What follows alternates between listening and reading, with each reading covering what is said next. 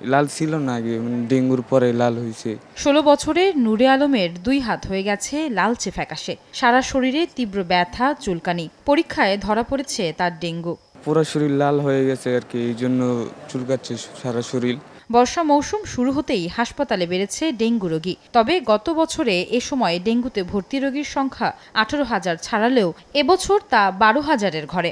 দুর্বলতা, ডায়রিয়া, শরীর ব্যথা নিয়ে হাসপাতালে আসছেন রোগীরা। পেট ব্যথা, শরীর ব্যথা, মাথা ব্যথা। পিঠ আর মাথা ব্যথা, তারপর আর কি ডেঙ্গু টেস্ট করাই, তারপর পজিটিভ ধরা পড়ে। ডেঙ্গুর 4টি ধরন আছে। তৃতীয় ও চতুর্থ ধরনে শারীরিক জটিলতা বেশি থাকে। এ সময় রোগীর শকে যাওয়ার সম্ভাবনা থাকে। এ ধরনের রোগীদের জ্বর হওয়ার প্রথম 2 দিনের মধ্যে সিবিসি ও ডেঙ্গু NS1 টেস্ট করিয়ে নেয়ার পরামর্শ দেন চিকিৎসকরা। শকে বেশি যায়, প্লেটলেট কমে, মাল্টি অর্গান ফেলিউর বেশি হয়।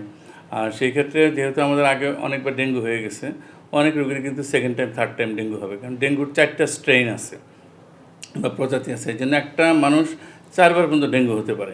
ডেঙ্গু রোগীদের প্লাটিলেট কমলে শরীরে লাল র্যাশ বাড়ে।